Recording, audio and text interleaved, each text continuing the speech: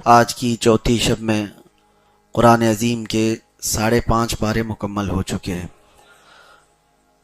اللہ تبارک و تعالیٰ بقیہ قرآن کو اسی طرح سے ہمیں تجوید کے ساتھ پڑھنے اور آپ سب کو خشوع و خضوع کے ساتھ سماعت کرنے کی توفیق عطا فرمائے۔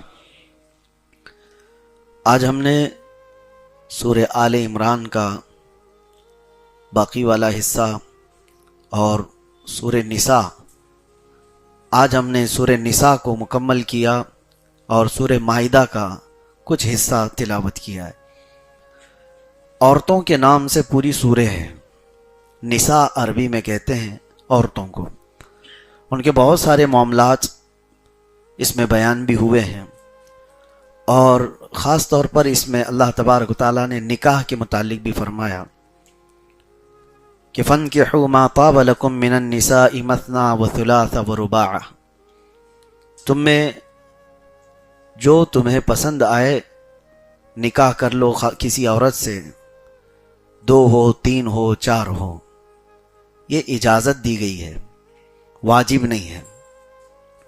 اس کو لے کر پوری دنیا میں ایک واویلا مچایا جاتا ہے کہ مسلمان 4 رکھتے ہیں اور 4 ان کے ہاں عورتیں ہوتی ہیں۔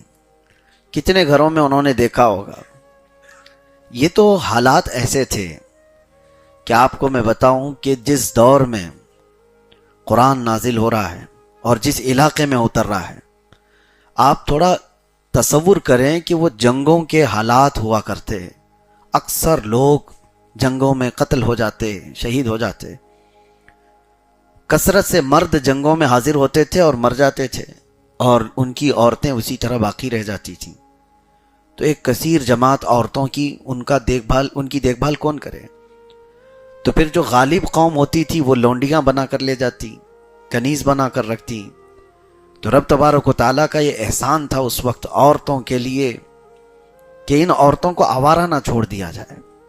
اگر کسی مرد کے پاس استطاعت ہے تو وہ 2 کو رکھ لے، 3 کو رکھ لے، تاکہ وہ غلط کاموں میں عورت نہ چلی جائے۔ ایک عورت کا بہک جانا پورے معاشرے کے لیے ناسور بن جاتا ہے، اس وجہ سے حکم آیا تھا۔ اب یہاں پر جو اسلام میں حکم ہے کہ 2 کر سکتا ہے، 3 کر سکتا ہے یا 4 کر سکتا ہے، میں نے بتایا جواز ہے، یعنی جائز صورت بتائی گئی، نہ کہ واجب ہے ہر ایک کے لیے۔ اب اس کو کچھ لوگوں نے توڑ مروڑ کر کے ایسے بھی، میں آپ کو بتاتا ہوں، قرآن کی سمجھ جب کسی کو نہ آئے تو وہ آیتوں میں اسی طرح کھیلنے لگ جاتا ہے۔ کچھ لوگوں نے 18 بیویوں کو جائز کر دیا۔ اب میں گنا کے بتاتا ہوں۔ عربی میں جو لفظ آیا نا آیت میں، مثنا و ثلاثہ و رباع، اب ہم کہتے ہیں نا 2 کھا لو، 3 کھا لو، یہ جو 2 3 کا جو ہم لفظ 2 بار بولتے ہیں، عربی میں اس طرح بولنے کو یہ والے ورڈ استعمال ہوتے ہیں، مثنا و ثلاثہ و رباع۔ مثال کے طور پر آپ کے سامنے کوئی بھی چیز رکھی ہوئی ہو، سیب رکھے ہوئے ہوں، میں سب سے کہوں کہ سارے لوگ 1 لو، سارے لوگ 1 لو، اس کا مطلب کہ آپ 2 اٹھا لیں گے؟ انہوں نے 1 2 بار بولا ہے۔ یا اگر میں کہوں کہ 2 سارے لوگ لے لیجئے، تو 2 لینے کے لیے میں نے 2 بار 2 کا کہا ہے، تو 4 ہو گئے۔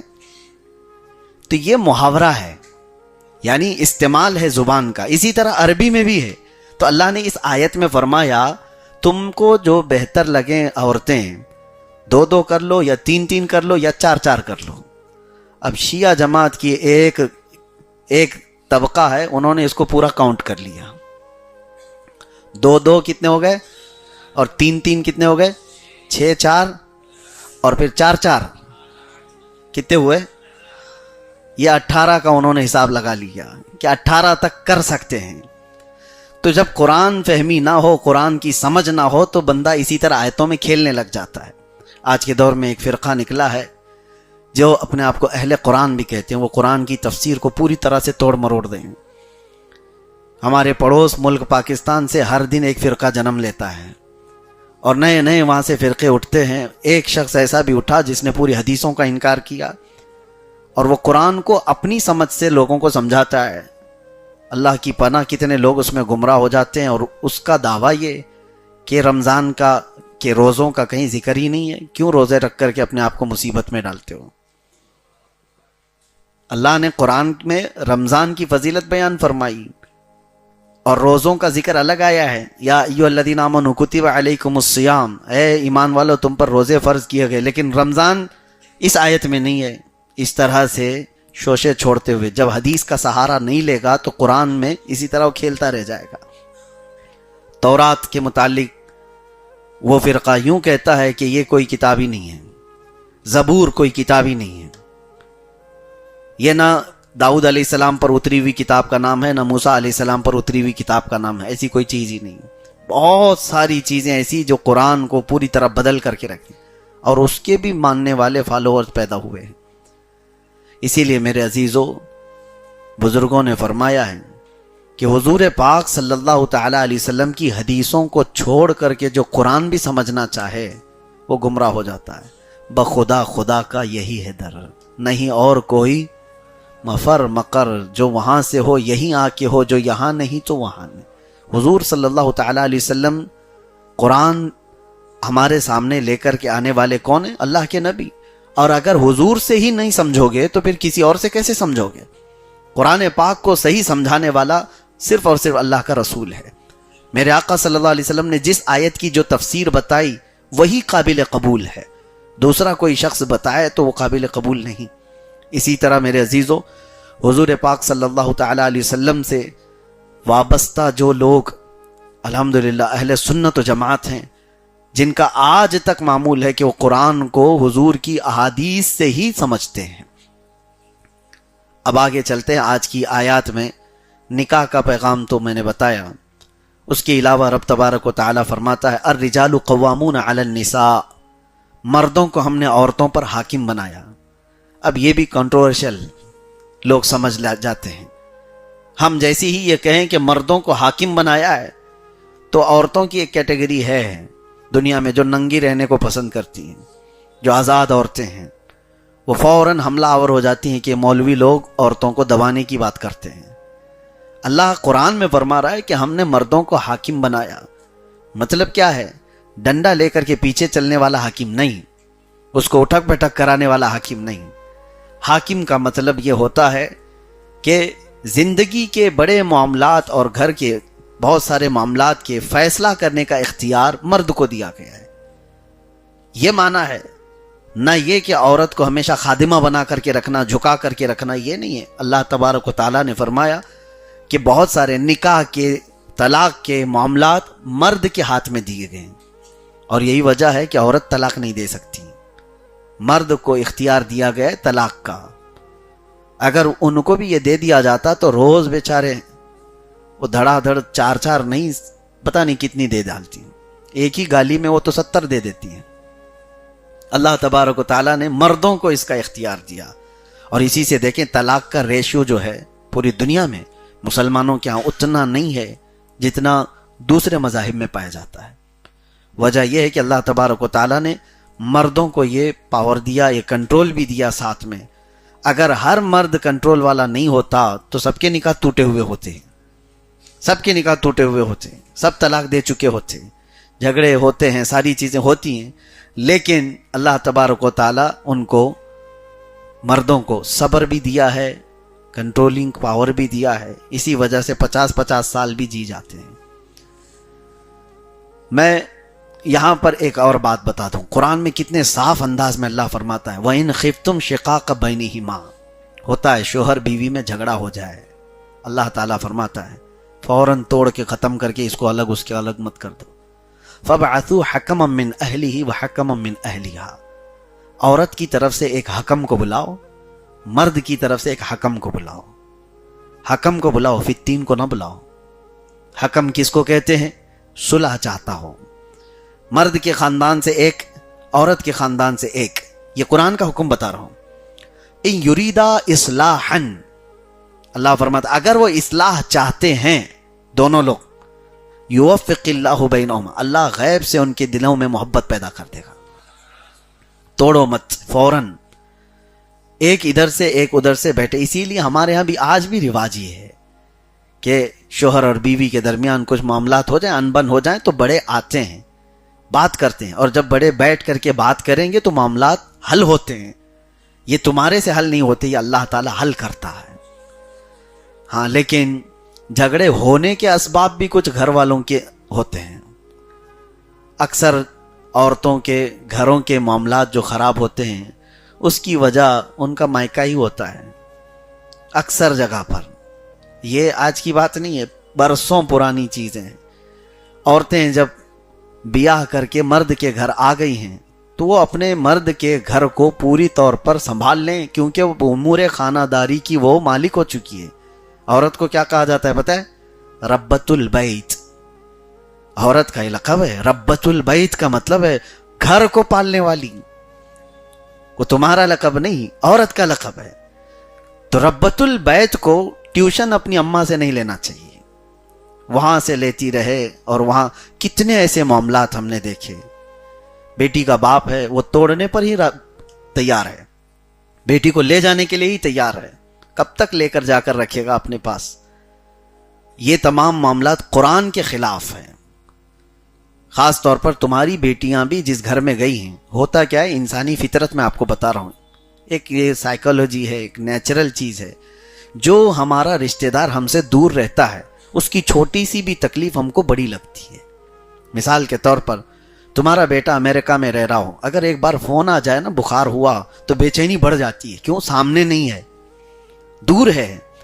تو بہت تیزی سے ہمارے اندر بے چینی اور گھبراہٹ بڑھ جاتی ہے. آپ کے بھائی کہیں دور رہ رہے ہو تو انسانی فطرت ہے، دور رہنے والے کی چھوٹی تکلیف بھی بڑی لگتی ہے. اسی طرح بیٹی بیاہ کر کے سسرال گئی ہے اور وہاں جا کر کے اس نے ہلکے سے فون کر دیا کہ آج میرے سر میں بڑا درد تھا، تو ادھر واویلا ہو گیا کہ اس کو صبح سے شام تک اتنا کام کرائے کہ اس کا سر پھٹ رہا ہے. باقی ساری کہانی تو تم نے گڑی، اس نے صرف اپنے سر درد کی بات کی تھی. تو ہوتا یہ ہے، یہ فطرت کی بات میں بتا رہا ہوں، نیچرل ہے. یہ دور رہنے والے کی چھوٹی تکلیف بھی ہم کو بڑی لگتی ہے. تو عام طور پر ہونا یہ چاہیے کہ ایسے وقت میں آئیڈیل کون ہو؟ آئیڈیل ہو تو سیدہ فاطمۃ الزہرا کی زندگی. سیدہ کائنات فاطمۃ الزہرا سلام اللہ علیہا وہ گھر کے کام سارے کر رہی تھیں، ان کے ہاتھوں میں چھالے پڑے ہوئے تھے. تو مولا علی کرم اللہ وجہہ الکریم نے حضرت فاطمہ سے کہا، فاطمہ جاؤ، بدر کے جنگ کے بعد مال غنیمت بہت آیا اور رسول پاک صلی اللہ علیہ وسلم سب کو تقسیم کر رہے ہیں مال، اور ایک غلام اپنے لیے بھی مانگ کے لے آؤ، اپنے لیے بھی، ہمارے گھر کے لیے بھی ایک غلام مانگ کر کے لے آؤ.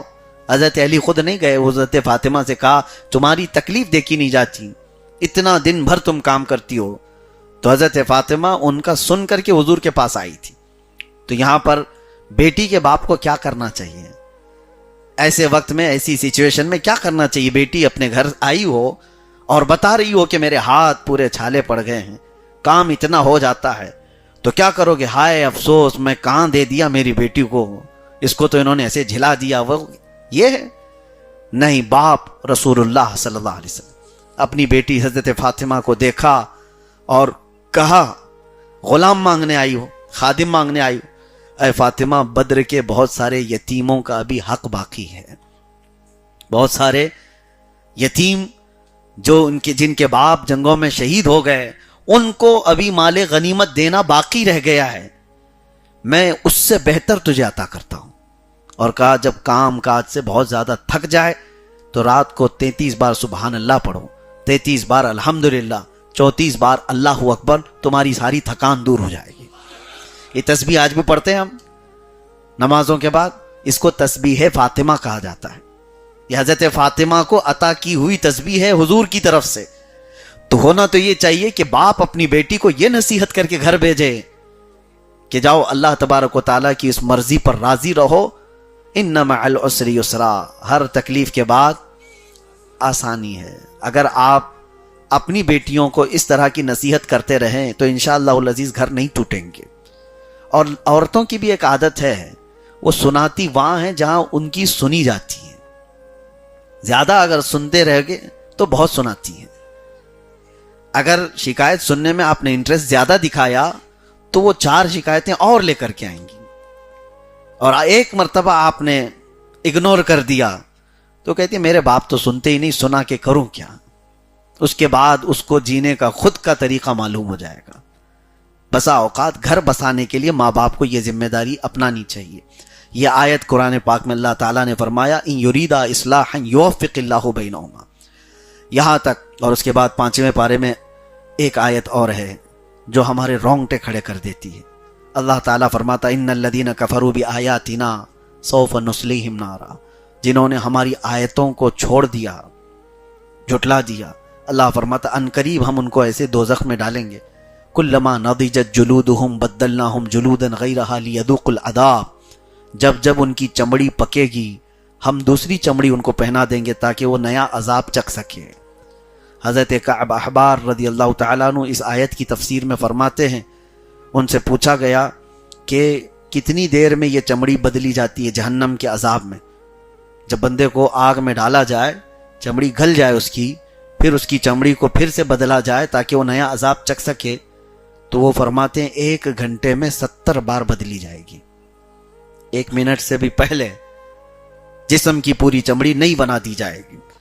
اصل میں مسئلہ یہ ہے کہ یہ جو سکن ہے، یہ جو چمڑی ہے، یہ پین ریسیور ہے، درد کو ایکسیپٹ کرنے والی، اور جب ایک بار جل جائے تو عام طور پر ہوتا یہ ہے کہ جلے ہوئے حصے کو پھر اگر کچھ ٹچ کیا جائے تو پتہ نہیں چلتا۔ آپ دیکھیں جلی ہوئی چمڑی جہاں پر ہوگی، داغ ہوگا، اس کو چونٹی کاٹے تو اتنا نہیں لگتا کیونکہ وہ ڈیڈ ہے۔ اس وجہ سے کہ جلی ہوئی چمڑی کو دوبارہ نیا عذاب چکھایا جائے تو یہ چمڑی بدل دی جاتی ہے۔ قرآن پاک میں ہے ڈرو اس جہنم کے عذاب سے جس میں 1 گھنٹے میں 70 بار ہمارے جسم کی جلد کو بدل دیا جاتا ہو۔ اللہ تبارک و تعالیٰ اس عذاب نار سے ہمیشہ محفوظ فرمائے۔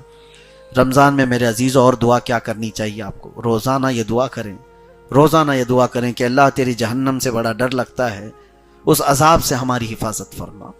اور حضرت سفیان ثوری کی ایک دعا تھی، وہ ہم اکثر اپنے ذکر میں بھی کرتے تھے، الہی لست للفردوس اہلا ولا اقوى على نار الجحیم فاغفر ذنوبی بفضل جودک یا اللہ۔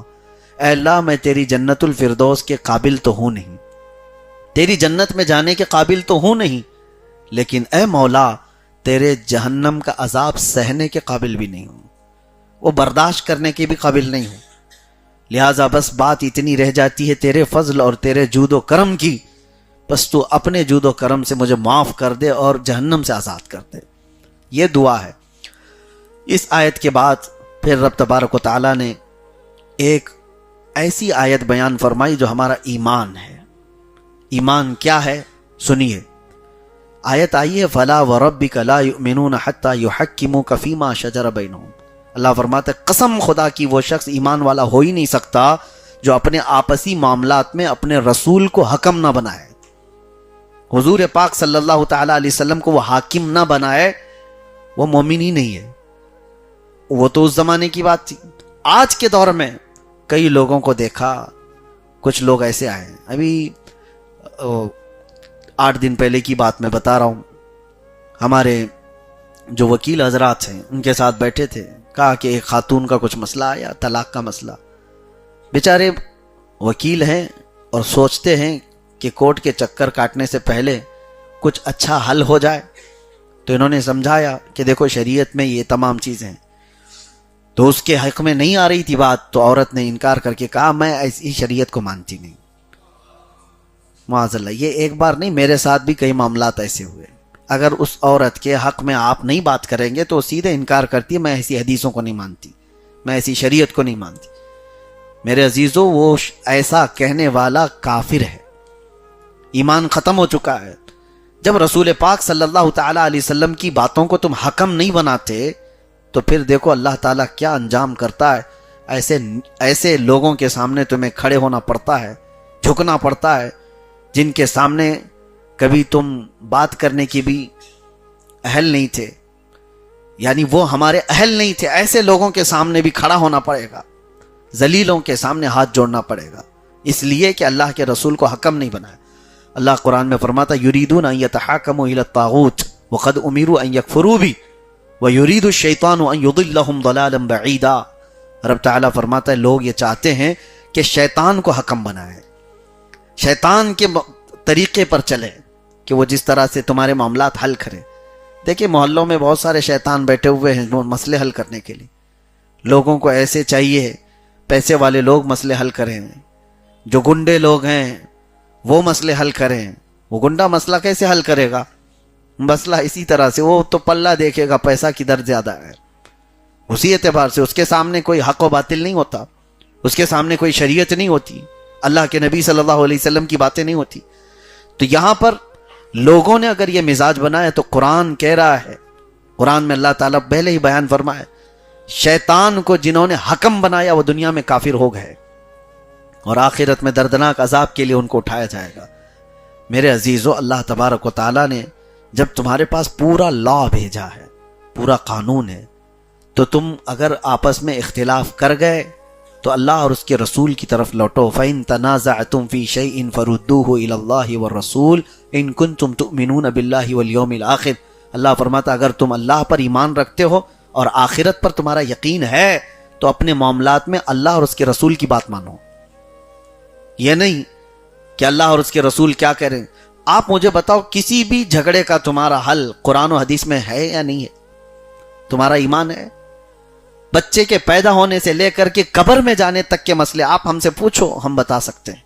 وراثت ہو, رضاعت ہو, طلاق ہو, نکاح ہو, عدت ہو, تجارت ہو, جو کچھ بھی زندگی بھر کے مسائل ہیں. کہیں کنفیوژن آیا تو آپ مسائل پوچھ سکتے ہیں علماء ذوی الاحترام سے, جو شریعت کے مطابق رسول اللہ صلی اللہ علیہ وسلم کی باتیں تم تک پہنچائیں گے. پہلے تمہارے ذہن میں یہ بات ہونی چاہیے کہ میں اپنے آپ پر صرف اور صرف اپنے نبی پاک کے باتوں کو ہی حکم بناؤں گا, تبھی جا کر کے اس کا ایمان کمپلیٹ ہوتا ہے. بسا اوقات ایسا ہوتا ہے میرے عزیزو, تمہارے حق کا فیصلہ نہیں بھی آیا تو یہ سمجھ لینا کہ میں غلطی پر تھا. ایگو آنے مت دو. شیطان کی طرف سے اٹھ کر کے بھاگنے لگ جاتے ہیں کہ مولانا نے تو اس کے پلے کی طرف حساب کر دیا. وراثت کے مسئلے ہمارے پاس آئے, کسی صاحب کا انتقال ہو گیا اور پوری دنیا میں وراثت کے مسئلوں میں زیادہ اختلاف نہیں ملے گا آپ کو. وہ چاہے وہ دیوبندی جماعت کے پاس جا کر کے, اہل حدیث جماعت کے پاس جا کر لے, کہیں سے بھی قرآن پاک سے اگر کوئی مسئلہ بتایا ہو تو وہ ایک ہی ملے گا.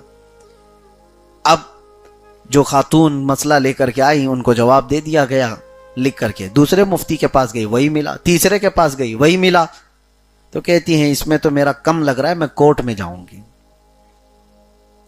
یہ معاملات میرے عزیزو ایک دو مرتبہ نہیں, کئی جگہ پر. تو پھر ان کے لیے وہی ذلت ہے جو وہ دھکے کھاتے رہیں اور لوگوں کی تان و تشنی سنتے رہیں, اور ایسے مال کے لیے جو چند سالوں کے بعد یا چند دنوں کے بعد وہ خود بھی دنیا چھوڑ کر جانے والے ہیں, کوئی لے کر جانے والا نہیں. اس کے لیے وہ اللہ کی شریعت کو ٹکرا دیے, حضور کی حدیثوں کو ٹکرا دیے.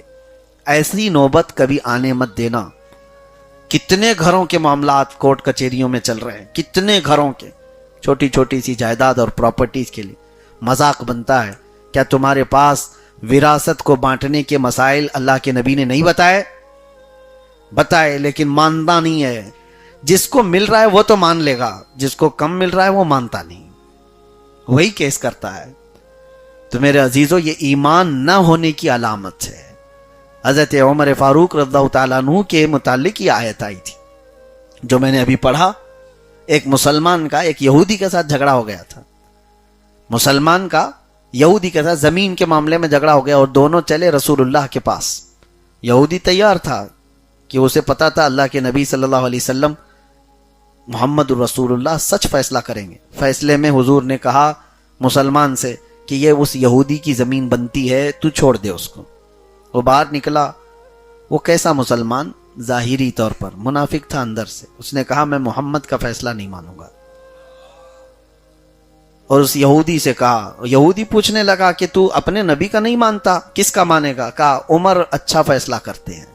عدالت ان کی مشہور بھی تھی, فیصلے میں وہ بڑے کامل تھے. یہودی کہا کہ مجھے تو یقین ہے کہ جو محمد صلی اللہ علیہ وسلم نے فیصلہ کیا وہی عمر بھی کریں گے, چلو میں تو چلنے کو تیار ہوں.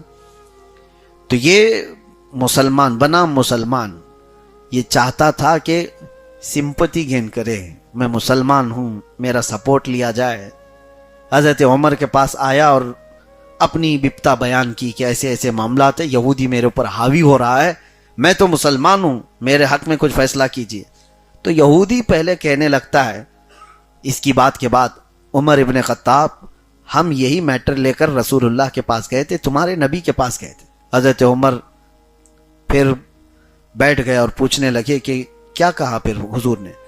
یہودی نے کہا انہوں نے میرے حق میں فیصلہ سنایا مگر یہ تمہارا مسلمان بھائی ماننے کو تیار نہیں۔ کہا کیا کہا اس نے؟ کہا میں محمد کے فیصلے کو نہیں مانتا اور تمہارے پاس فیصلہ کروانے آیا ہے۔ حضرت عمر اندر گئے اور تلوار لے کر کے آ گئے۔ جو محمد کا فیصلہ نہیں مانتا عمر اس کا فیصلہ ایسے کرتا ہے، اڑا دیا اور پہنچا دیا۔ اور یہ بات مدینے میں پھیل گئی کہ آؤ دیکھا نہ تاؤ دیکھا، ایک ہی مجلس میں فیصلہ تمام کر دیا۔ اور لوگوں کو تو یہ معلوم تھا کہ مسلمان ہے اور مسلمان کا اس طرح سے قتل بہت بڑا مسئلہ ہے۔ تو حضرت عمر کی شکایت حضور تک پہنچ گئی، رسول پاک صلی اللہ تعالی علیہ وسلم کے پاس، کہ ایک مسلمان کی گردن ماری عمر ابن خطاب نے۔ حضور نے بلایا، حضرت عمر سے پوچھا کیا تم نے ایک مسلمان کی گردن مار دی؟ کیسے تم نے جرأت کی؟ حضرت عمر کہتے ہیں یا رسول اللہ میں اس کو مسلمان مانتا ہی نہیں تھا، میں اس کو مسلمان مانتا ہی نہیں تھا۔ کہا کیوں؟ آپ کے فیصلے کو نہ مانے وہ مسلمان کیا ہے؟ تو یہ تو حضرت عمر کا اپنا اجتہاد تھا، ان کا خود کا ایمان تھا، ایسا حکم نہیں تھا۔ تو حضرت عمر اپنی طرف سے کہہ رہے تھے میں اس کو مسلمان نہیں مانتا۔ اسی اثنا میں حضور ابھی کچھ کہنے والے تھے کہ جبرائیل یہ آیت لے کر کے آ گئے، فَلَا وَرَبِّكَ لَا يُؤْمِنُونَ حَتَّى يُحَكِّمُوكَ فِي مَا شَجَرَ بَيْنَهُمْ۔ اللہ تعالیٰ فرماتا ہے اے محبوب آپ کے رب کی قسم، وہ شخص ایمان والا ہو ہی نہیں سکتا جو اپنے معاملات میں آپ کو حاکم نہیں بناتا۔ حضور نے فرمایا عمر جو تم نے فیصلہ کیا اللہ بھی وہی نازل فرمایا۔ اور اسی وجہ سے حضرت عمر کا ایک لقب ہے الموافق رأیہ للوحی والکتاب۔ ہم حضرت عمر کے ساتھ یہ لقب پڑھتے ہیں، خطبے میں بھی پڑھتے ہیں۔ کیا مطلب ہے الموافق رأیہ للوحی والکتاب؟ یعنی اکثر حضرت عمر کی رائے ایسی ہوتی تھی کہ اسی رائے کے مطابق قرآن کی آیت آ جاتی تھی۔ ابھی حکم آیا نہیں تھا لیکن آپ کی جو رائے ہوتی اسی رائے کے مطابق۔ ایک مرتبہ ایسا ہوا، یہ بڑے غیرت مند بھی تھے حضرت عمر، اور ازواج مطہرات حضور صلی اللہ تعالی علیہ وسلم کی بیویاں یہ ام المومنین ہیں، تمام مسلمانوں کی مائیں ہیں۔ تو صحابہ کرام میں جو بھی ہیں حضرات امہات المومنین سے بات کرتے تھے، کوئی سامان لینا ہوتا تو جاتے آتے تھے۔ تو حضرت عمر کو یہ اچھا نہیں لگتا تھا۔ حضرت عمر کہتے تھے کہ وہ رسول اللہ کا گھرانہ ہے، ہر کوئی اس طرح سے حضرت حضور کی بیویوں کے ساتھ یا ان کے ازواج مطہرات کے ساتھ بات نہ کر لے۔ تو اس وقت تک پردے کا حکم نہیں آیا تھا، تو حضرت عمر کا یہ اپنا خیال تھا، اور انہوں نے یہ کہا حضور کی بارگاہ میں کہ لوگ آتے ہیں اور آپ کے گھرانے سے امہات المومنین ماں سے بات کرتے ہیں جس طرح بھی، لیکن وہ بھی حضرت عمر کو اچھا نہیں لگتا تھا۔ کہا یہ نہیں ہونا چاہیے تھا، یہ تو ان کی اپنی رائے تھی۔ تو قرآن کی آیت نازل ہوئی، اللہ تبارک و تعالیٰ نے فرمایا وَإِذَا سَأَلْتُمُوهُنَّ مَتَاعًا فَاسْأَلُوهُنَّ مِنْ وَرَاءِ حِجَابٍ۔ اے ایمان والو، نبی کی بیویوں کے پاس اگر کوئی چیز لینی بھی ہو تمہیں تو پردے کے باہر کھڑے رہو۔ اب وہ حکم آ گیا، تو اکثر حضرت عمر کی رائے قرآن کی آیتوں سے ملتی تھی۔ یہاں تک تیسری ایک اور آیت میں عرض کر دیتا ہوں کہ اللہ تبارک و تعالیٰ فرماتا ان اللہ یأمرکم ان تؤدوا الامانات الی اہلہا، بے شک اللہ تم کو حکم دیتا ہے کہ جس کی امانت ہے اس تک لوٹا دو۔ یہ آیت کب نازل ہوئی تھی؟ اللہ تبارک و تعالیٰ نے یہ آیت کب نازل فرمائی؟ آج ہم نے اس کی تلاوت کی ہے۔ مسئلہ یہ تھا کہ حضور پاک صلی اللہ تعالیٰ علیہ وسلم جب مکہ میں تھے تو ایک بار حرم کعبہ میں آئے، اور اس وقت کعبہ مکرمہ کی چابی جس کے پاس رہتی تھی وہ عثمان بن شیبہ، عثمان غنی نہیں، ایک اور دوسرے ہیں عثمان بن شیبہ، وہ بھی قریش سے تھے، اور چابی رکھنے کا ایک اعزاز ہے برسوں سے۔ حضور صلی اللہ تعالیٰ علیہ وسلم کے خاندان میں یہ ذمہ داریاں تقسیم تھیں، حاجیوں کو پانی پلانے کی ذمہ داری اور میٹنگ کرنے کی ذمہ داری، جنگوں میں علم پرچم اٹھانے کی ذمہ داری، یہ سب قریش کے خاندان میں موجود تھے۔ اسی میں سے ایک ذمہ داری تھی خانہ کعبہ کی چابی کس کے پاس رہے، تو شیبی خاندان تھا، تو اس میں عثمان بن شیبہ ان کے پاس یہ چابی رہتی تھی۔ وہ ایمان لائے ہوئے تو نہیں تھے، حضور صلی اللہ تعالی علیہ وسلم ایک بار گئے، معاملات اس وقت مکہ کے گرم تھے، حضور کے خلاف، صحابہ کے خلاف مار دھاڑ یہ سب چیزیں چلتی تھی. تو حضور نے ایک بار کہا عثمان چابی دے دو، خانہ کعبہ کھول کر میں اندر جانا چاہتا ہوں. انہوں نے سختی سے منع کر دیا، کہا تجھ جیسے صابی کو، صابی کہتے ہیں دین چھوڑا ہوا آدمی، ہمارے آبا و اجداد کا دین چھوڑا ہوا آدمی، اس کو میں کعبے کی چابی دوں گا؟ میں ہرگز تم کو اندر جانے نہیں دوں گا کعبے کے اندر، تم باہر سے ہی طواف کر لو. حضور صلی اللہ تعالی علیہ وسلم نے ان کو دیکھا اور ایک جملہ کہا عثمان ایک دن یہ چابی میرے ہاتھ میں آئے گی اور میں جسے چاہوں گا اسے دوں گا. اتنا کہہ کر کے حضور گزر گئے. عثمان بن شیبہ کہتے کہ ان کا یہ جملہ مجھے بڑا بوجھل لگا کہ حالات تو ایسے ہیں ان کے کہ سب جگہ سے یہ لوگ یعنی ظلم کے شکار ہیں، غریب لوگ ان کے ساتھ ہیں، لیکن بات اتنی بڑی کر گئے. تو عثمان بن شیبہ کہتے یہ ایسی اڑتی اڑتی بات کر گئے ہوں گے، لیکن پھر وہ کہتے ہیں ڈر بھی تھا مجھے اندر کہ ہمارا خاندانی وظیفہ ہے، یہ برسوں سے ہمارے ہاتھ میں ہے، کیا ان کے پاس جا سکتی ہے چابی؟ پھر روزانہ نیوز تو ایسی ہی آتی تھی، آج پھر مسلمان مارا گیا، پھر ایک صحابی کو پکڑا گیا، پھر وہ نیوز یہ بھی آئی کہ 70 لوگوں کو ہجرت کر کے حبشہ جانا پڑا. تو یہ تو پازیٹیو نیوز ہے نا ان کے لیے، تو مسلمان اور نیچے جا رہے ہیں اور نیچے جا رہے ہیں. یہ تو چابی لینے کی بات کر رہے تھے، اب ان کو تو گاؤں چھوڑنا پڑ رہا ہے. مکہ چھوڑ کر گئے. اس کے بعد 2 سال کے بعد بائیکاٹ دیکھا ان کا، سوشل بائیکاٹ حضور کا، کمزور کر دیا گیا تھا پورے مسلمانوں کو. پھر وہ وقت بھی آیا کہ جب رسول اللہ صلی اللہ علیہ وسلم مکہ چھوڑ کر ہجرت کر کے مدینے چلے گئے. عثمان بن شیبہ کہتے ہیں اب کہاں سے وہ بات آئے گی؟ ان کا گھر بھی نہیں بچا، ان کے ساتھی نہیں بچے، ان کی جائیدادیں نہیں بچی، حتیٰ کہ وطن بھی نہیں بچا، سب چھوڑ کر چلے گئے لوگ. سال گزرا، 2 سال گزرے، 3 سال گزرے، جنگیں ہوتی رہیں قریش کے درمیان، مکہ والوں کی اور مدینے والوں کی. پھر 6 سال گزرے. 6 سال کو حضور صلی اللہ تعالی علیہ وسلم عمرہ کے لیے نکلے. انہوں نے راستہ روک دیا حدیبیہ کے موقع پر، حضور واپس گئے. پھر اگلا سال آیا، رمضان کا موسم تھا. 20 رمضان کو 10,000 صحابہ کے ساتھ حضور مکہ میں داخل ہوئے. کوئی جنگ نہیں، کوئی قتال نہیں. مکہ والوں نے سارے ایگریمنٹ توڑ دیے تھے، وہ سب بکھر چکے تھے، ان کے اتحاد پارا پارا ہو چکا تھا. سب بڑے بڑے گرو گھنٹال ویسی جنگوں میں مر چکے تھے. ابو جہل گیا تھا، ابو لہب مرا تھا، سب جتنے شیطان تھے. اب مکہ فتح ہوا. حضور پاک صلی اللہ تعالی علیہ وسلم خانہ کعبہ کو پورا پاک کرتے ہیں. اذان دی گئی اور اس کے بعد حضور صلی اللہ تعالی علیہ وسلم نے اعلان بھی کیا تھا فلاں کو امان ہے، فلاں کو امان ہے. جو جس کی عبد المطلب کے گھر میں جائے اس کو امن دیا جائے گا، جو ابو سفیان کے گھر جائے اس کو امن دیا جائے.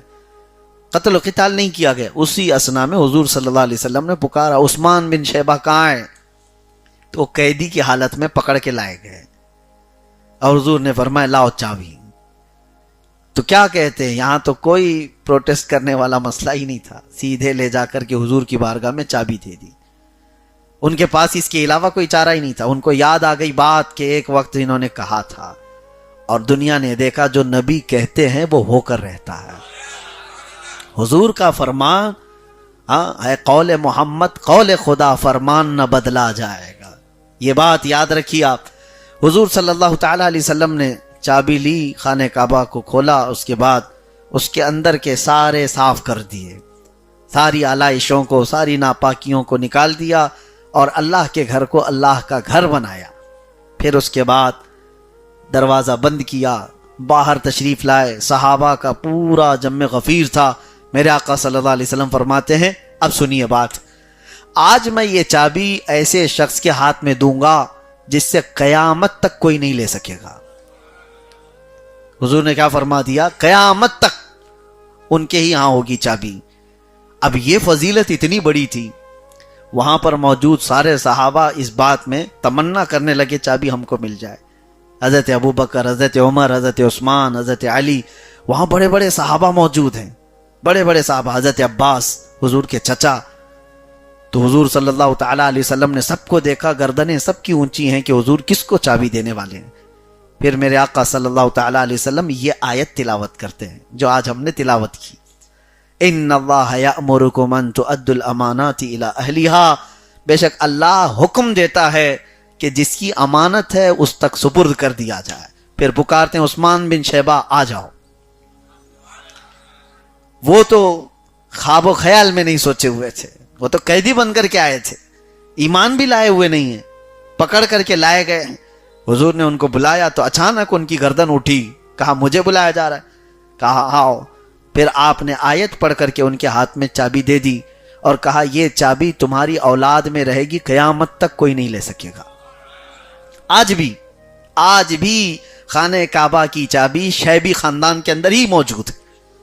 برسوں گزر گئے, 1400 سال گزر گئے, کتنے بادشاہ آئے, کیا کیا ہوا, لیکن یہ چابی آج تک اسی خاندان میں موجود ہے. آج بھی آپ سرچ کر کے دیکھ لینا, خانہ کعبہ کی چابی جس بزرگ کے پاس ہے آج, وہ بھی شیبی خاندان کے ہیں, لیکن الحمدللہ سنی ہے.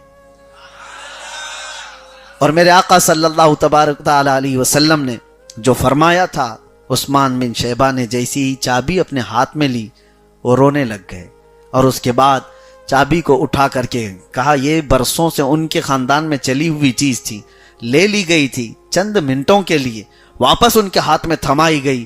تو چابی لینے کے بعد آپ نے اس کی خوشی کا اظہار نہیں کیا, بلکہ سب سے پہلے کہا کہ اشہد ان محمدن رسول اللہ, میں گواہی دیتا ہوں محمد آپ اللہ کے رسول ہیں. وہ ایمان لے آئے اور ایمان کی حالت میں صحابی رسول بن کر کے ہی دنیا سے فوت ہوئے.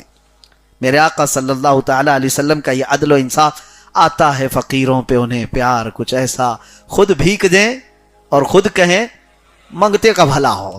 یہ دوسرے لوگ نہیں کرتے. ہاں آپ بھیک دیں گے تو کیا کہیں گے, دعا کرنا میرے لیے, یہی کہیں گے. کسی کو خیرات دیں گے, کسی کی ضرورت پوری کریں گے تو آپ کیا کہیں گے, بس لے جاؤ دعا کرنا میرے لیے. لیکن یہاں نبی کی شان یہ ہے خود بھیک دیں اور خود کہیں منگتے کا بھلا ہو, اللہ تیرا بھلا کرے.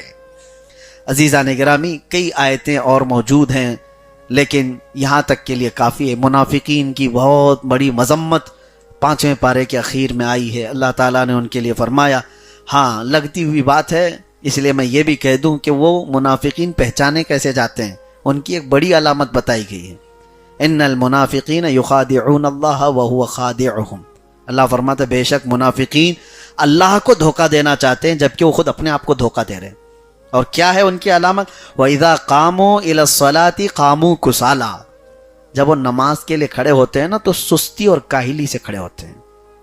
ہاں سوچ لینا اس بات کو, اگر نماز کے وقت کوئی سستی اور کاہلی کے ساتھ کھڑا ہو رہا ہے تو کہیں ایسا تو نہیں کہ نفاق اس کے اندر آ گیا ہو. بچنا اپنے آپ کو ان تمام عادتوں سے. اور یہ بھی فرمایا گیا ہے کہ جو نماز کے انتظار میں رہتا ہے, امام رکوع میں جائے تو میں شامل ہو جاؤں گا. یہ منافقین کی علامت بتائے گی کہ رکعت ہونے کے لیے وہ انتظار کرتا رہتا ہے, امام صاحب ابھی لمبی قرات کرنے والے, جیسے وہ رکوع میں جائیں گے میں شامل ہو جاؤں گا. کبھی دھوکہ بھی ہو سکتا ہے, پہلی رکعت میں امام انا اعطینا پڑھ لیا اور دوسری میں پوری سورہ بقرہ پڑھے تو کیا کرو گے, پھنسا دے گا وہ. تو آپ اس طرح کی حرکت نہ کرو. آپ کس کے لیے نماز پڑھ رہے ہو, اس امام کے لیے یا کوئی ڈیوٹی نبھانے کے لیے؟ آپ اپنے رب کی رضا کے لیے. عام طور پر کہا گیا ہے کہ فضیلت اس نماز کی سب سے زیادہ ہے جو تکبیر اولیٰ میں ہی شامل ہو گیا. یعنی امام کی تکبیر اولیٰ کیا ہے, جیسے امام نے اللہ اکبر کہا اسی وقت مقتدی نے بھی اس کی آواز پر اللہ اکبر کہا, اس نماز کی فضیلت سب سے زیادہ ہے. اور ہم انتظار کرتے ہوئے جو رہ گئے ادھر سے ادھر, ابھی اور دیکھیں اور تھوڑا سا لمبا, یہ جو سستی آ رہی ہے اس کا علاج کر لو, کہیں منافقت نہ آ گئی ہو, نفاق اندر نہ آ گیا. منافقت کو ہلکے میں مت لینا, یہ کافر سے بھی بدتر ہے. کافر اور مشرکین کے جو عذابات ہیں ان سے بھی زیادہ بدتر ہے منافقین کے عذاب. اللہ فرماتا ان المنافقین فی الدرک الاسفل من النار, بے شک منافقین کو جہنم کے سب سے نیچے حصے میں رکھا جائے گا, ان کی تو آواز بھی نہیں سنی جائے گی.